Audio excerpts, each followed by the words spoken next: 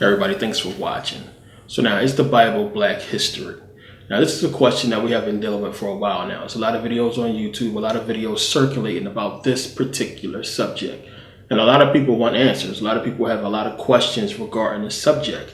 And the thing is, you can, go on YouTube and look at videos. You can go online, of course, and look at a lot of information about this specific subject. But a lot of people are simply trying to validate their religion.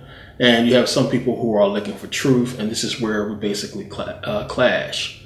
So, you have people who want to validate their religion, they want to validate their faith, and looking for some kind of proof, some kind of facts to basically validate what they feel and what they believe as far as in their religion.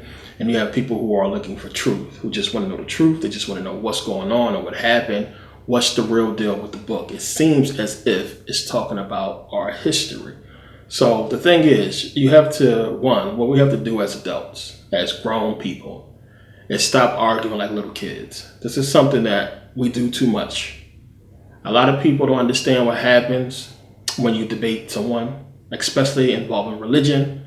This is something that I touched on before about norepinephrine, about the fight or flight hormone, about people not understanding that when you are in an argument about religion, when you are in an argument about something that you disagree with, the same chemical is produced as if you were in a fight for your life. As if you were in a fight, somebody trying to blow your brains out or beat you to death and you're fighting for your life, running for your life. The same kind of hormone is produced when you're simply arguing about religion. So you get people who get real crazy, in this particular debate. A lot of people, they get so angry and so upset when they don't get the answers that they want, when people are not going in the direction that they want, that they get so furious, they say anything. And this is why we see what we see in the comment sections throughout YouTube. You have a lot of hate, a lot of anger in the comment sections. And what's happening is a lot of people are not getting the truth because they are clouded. They're letting their anger cloud their judgment, and they're really more religious than they are, looking for facts, looking for truth. And this is what we have to deal with. Either you're going to grow up and accept facts and accept truth, do the research on your own, or don't ask the questions at all. And this is what we have to do. And a lot of people are not going to agree with what I'm talking about here, which I'll prove my point.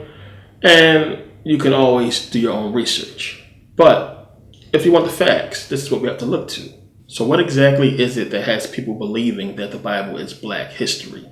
Now, this goes into the Hebrew Israelite teachings and what they talk about, which we'll get into, but mostly has to do with people looking at the Ethiopian Bible and believing that Black people wrote that Bible and that it is the oldest Bible and that Black people began writing the Bible before anybody else, and that all the prophets and Moses and everybody else was Black. So this is Black history. This is a Black book.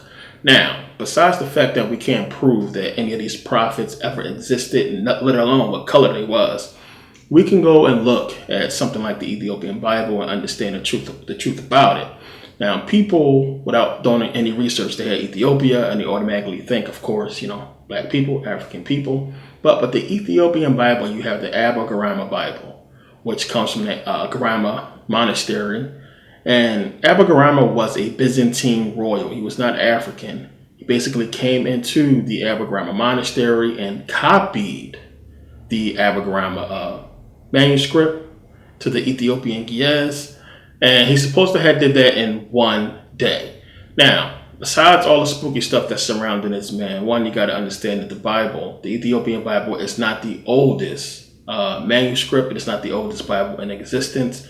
Two, you have to understand that when he copied and created the Abba-Garama manuscript, he copied from a Greek manuscript to give them the Ethiopian Bible. So the Ethiopian Bible itself was copied from a Greek manuscript. So this is what you have to understand.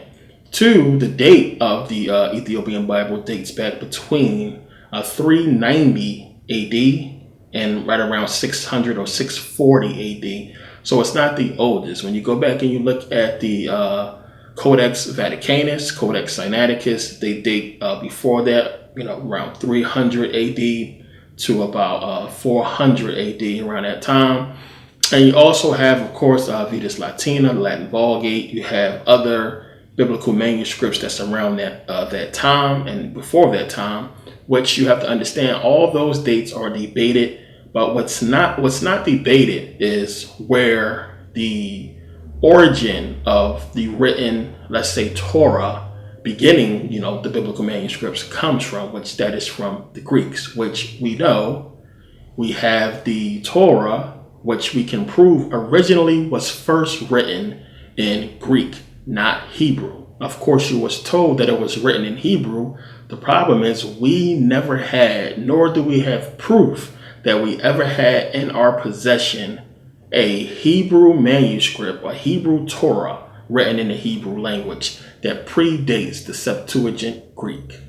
Plain and simple. So basically what I'm saying, officially, we get the start of the Bible or the Torah, the Tanakh, whatever you want to call it. We get the start of it beginning with Ptolemy II Philadelphus and the Greeks. Ptolemy II Philadelphus, as I talk about, he wanted a copy of the Hebrew law translated into Greek, where we get the Septuagint from. Septuagint means 70. What he did was he supposedly had commissioned or got the Jews to basically commission 6 Hebrew elders, each from the 12 tribes of Israel, to come to Alexandria, Egypt, to do a translation of the Hebrew law from Hebrew to Greek. The problem is there's absolutely no proof of this ever happening besides the letters of Aristeas, which has been proven and dated to have been written after the fact. And there's no proof that shows us at all that these Hebrews actually did this translation. There's no proof of any Hebrew manuscript that they would have used to do the translation. There's absolutely no proof at all that this stuff ever happened. So basically, all of a sudden, we get poof out of thin air, the Septuagint Greek given to us by a fake Greek pharaoh who conquered his way onto the Egyptian throne and gave us this, Torah. Now understand that the Septuagint Greek is dated around the 3rd century BCE. The Dead Sea Scrolls is not older than the Septuagint Greek. And remember, the Dead Sea Scrolls wasn't found until 1947. So understand, even though we know they were supposed to have stashed around the Jewish war, I'm going to get into all that. This is what you have to understand. You have to look at real proven history. What's a fact? The problem is a lot of people are gone off of biblical history and looking in the Bible and not paying attention to actual proven history and what actually took place and what's actually documented by different civilizations. It is proven. There's no way you can doubt it. It is proven. If you go by biblical history, of course, you're going to be confounded by the book and you're going to be believing what's in the book. This is why many of you are confused and trying to validate your religion because you find no proof. When you look at the stories in the Bible and you go look at actual proven history, trying to find this information, you will not find it. These people did not exist. You have to understand what this stuff is talking about. So, 1, you look at the fact that Israel, what we call Israel today, was once the territory, was once a part of the ancient Egyptian empire, meaning that land was full of black people. When you know history, you have to understand, 1, that we know that the ancient Egyptians was conquered by the Persians, and then the Persians was conquered by the Greeks. So when the Persians conquered into Israel, that land still was populated with black people, plain and simple. When the Greeks came in and took it from the Persians, it was still populated with black people. Yes, some of them scattered and ran down into lower Africa and different places, but it was still populated with African people. That whole region was black people. So you have to realize that once the Greeks took hold of the territory, they was trying to force onto the black people, the Africans, the worship of Greek gods, which the Africans was not having it. These black folks was not having that in Israel. All you got to do is look at the before and after. Look at before the conquest of Kemet. Look at the Greeks. Look at what the Greeks was doing. Look at the civilization. They was mimicking Kemet, plain and simple. So once they finally conquered Kemet, look at what they did. They went in there and they tried to be like the Egyptians. That's why when you go in there, you find all of these things that you see the Greeks wearing the Egyptian dress, the Egyptian headdress, trying to make themselves pharaohs, making gods out of themselves, trying to get the Egyptians to worship them as gods, and the Egyptians wasn't having it. This is why we see these statues. I mean, look at this. You see the nose is intact. This is a Ptolemy dressed like an Egyptian. Where's the statues of him dressed like this before the conquest of Kemet? They don't exist. His nose is still intact because he's white. You see all the black ones, they broke the nose off. All the Greeks did was copy and follow Kemet, plain and simple. When you look at that time, you can see from the artifacts that they had stelas like Kemet.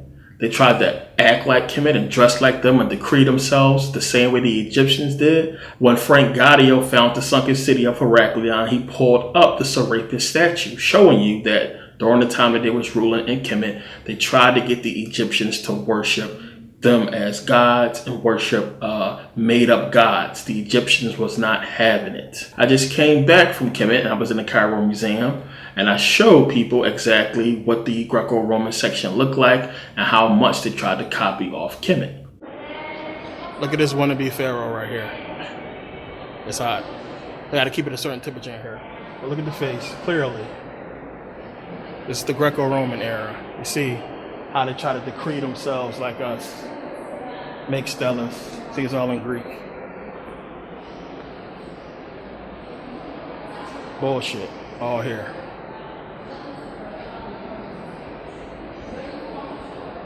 This is from the Greco-Roman era. Greco-Roman, when they came into Kemet and tried to basically, be like us. Still our shit. You see they statues here, they're putting their own little section. They actually came into Kemet and carved themselves into a lot of the walls. Here is the actual statue of Serapis Christos right here. You can see him. Serapis.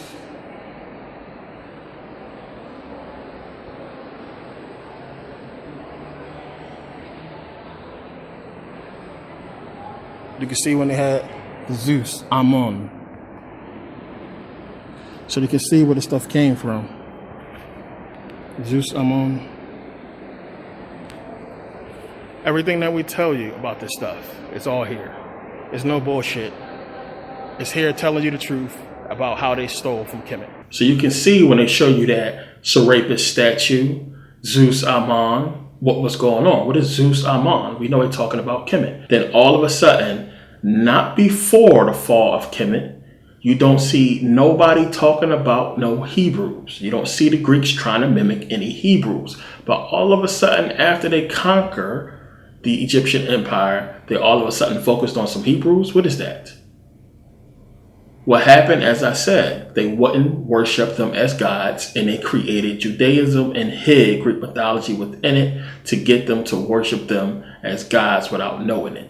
Plain and simple. And when you pay attention to the Torah, and you pay attention to the fact that it mimics the Greek mythology, you can see what happened. Since these Africans wouldn't worship these Greek gods, they hid them within the Torah. So again, when you have the story of Eve and the apple, it mimics off of Pandora's box. The same type thing, Pandora. You have Noah's Ark, you have Deucalion and Pharaoh. You have Samson, you have Hercules, you have God, you have Zeus. You have so many different parallels between the two, Greek mythology and these biblical characters, that you can see where this stuff came from. Now, you would say that, well, the Bible was there first, but you cannot prove this. And we know that Greek mythology goes back to at least 1000 BCE with Homer and the Iliad and Homer's Odyssey. So that's proven. This is all proven stuff that we can find. You're not going to go back in history and be able to find anybody talking about any Moses, Noah, or what have you outside of the biblical manuscripts. So when you pay attention, this all fits within what really happened with black people. See, they covering up the real black history with these Bible stories, not showing you exactly what took place, but what they did. And they hiding it within the Bible and trying to make it as if it's because of God that they was able to go and conquer all these places, which is why they have control of so many different places. This is how they're hiding the fact that all they did was go in, make friends with the Africans, stab them in the back, take their land, plain and simple. So when you understand that Rome, what is called Rome, we don't know what they called it before then, was controlled by African people. This is another proven fact. And that you had the Aryans, white people, come down and eventually join in with the Africans and basically move up in positions of power. Basically what you have when the barbarians came in, who the barbarians is credited with the fall of Rome. The barbarians supposed to have came in and took Rome, and basically this is how Rome fell. The problem is, if Rome fell, how is it that the church stayed intact? The papacy stayed intact. The Caesars fell, but everything else seemed to be fine as far as what Rome is mostly known for, which is Catholicism. That stayed intact. Why was that so?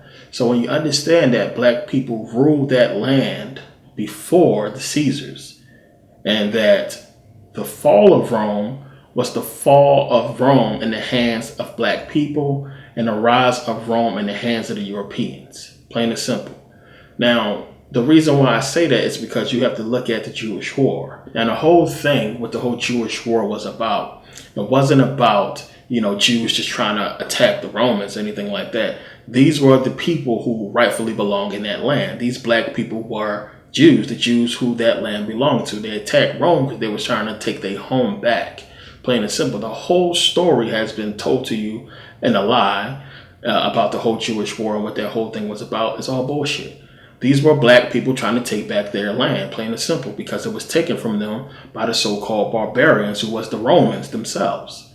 This whole thing was a setup from the jump. They got in there, they got into positions of power, they got cool with the Africans, and they took over the land and took these people out of there, enslaved most of them, and wiped the rest of them out. That is the true history of what happened in Rome. Plain and simple. They were trying to cover it up for a long time, but they can't cover up everything. And people will tell you, because you have too many cases to people outside of Rome telling you that Rome was black. It was originally full of black people, and this is what happened to you. What happened to them. And when you pay attention to everything that took place after that, you can see the conquering of Rome and how it spread into territories that was basically ruled by African people. We could take it all the way up to Ferdinand and Isabella in Spain when they took it from the Moors.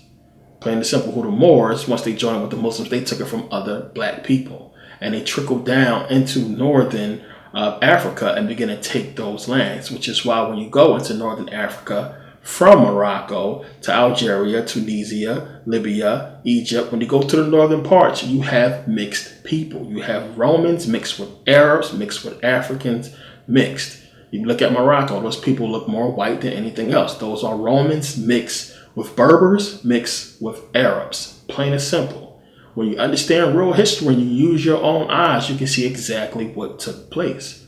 Rome conquered into these places. So we know Rome had the Egypt for a while, which they took it from the Greeks. And then the reason why you have Arabs there today is because they took it from the Romans. So when people talk about the Pope worshiping the Black Madonna and all these black paintings of biblical things, of course, because the people in Rome was black. Before this whole takeover took place, these people was worshiping Jesus as black, Mary as black, all these biblical prophets as being black. But what you have to understand is that they was indoctrinated into this stuff first. So when you go back to Judaism and being forced onto the Africans, you have to understand how it stuck.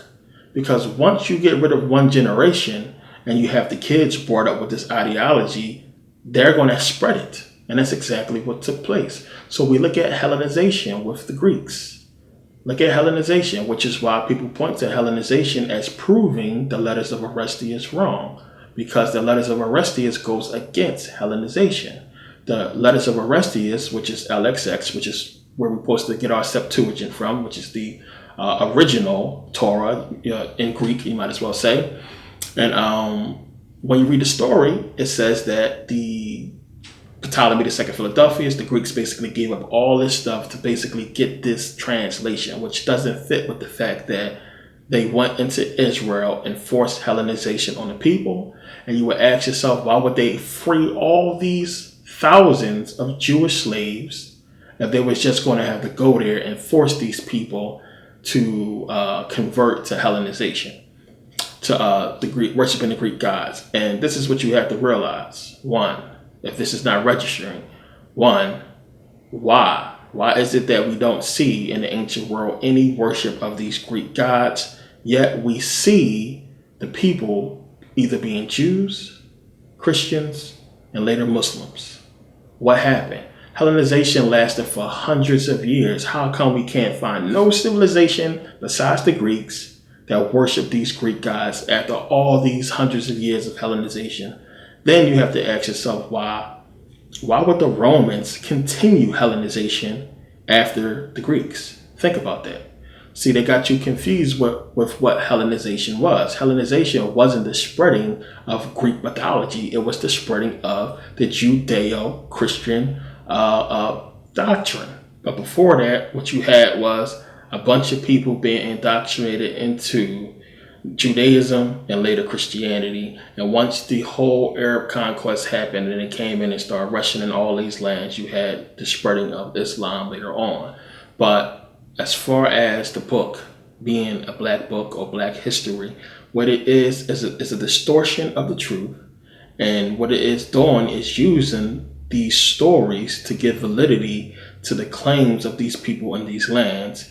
And it's not telling the true story of what happened. Was you had African people, black lands being taken over by these Greeks, by the Romans, and by the Arabs. And the book is trying to give justification for the genocide of black people, plain and simple. So quick backtrack, understand one, the Ethiopian Bible is not the oldest Bible. That's a proven fact. Two, we know that we get the Septuagint from the Greeks, and that is reportedly, as far as what we can prove, the oldest or the origin of the Torah. And we don't have any proof of the origin of the Torah from any other source outside of biblical text, which is not proven. So as far as we know, we get it from the Greeks, which is why it was originally written in Greek, which is why the New Testament was written in Greek. You got to think about that. You got to think about that. It was written in Greek. So there it is. Now, you get into the Hebrew Israelite doctrine, and it is the doctrine that really is fueling all of this. And you have to understand, one, that it's so easy to just discount the whole doctrine. It's really easy when you understand real history. Now, you can go ahead and look at all the so-called artifacts and all the stuff that's saying that you have the proof of these black Hebrews going back, hundreds of years. Of course, you can go ahead and you can find any artifact that you want that's going to date the Jews all the way back to, as I said, the 3rd century BCE. And I'll even give them the 4th century BCE, which is because, the Greeks conquered the Egyptian territory in the 4th century BCE. So I'll give them that. I'll give them back that far, the 4th century BCE. You will not find anything Hebrew before that, period. When you find anything that's writing, they try to steal from the Phoenicians and say it's Paleo-Hebrew and, it derives from the Phoenicians and that territory. But you got to understand what that territory still was part of Egyptian territory.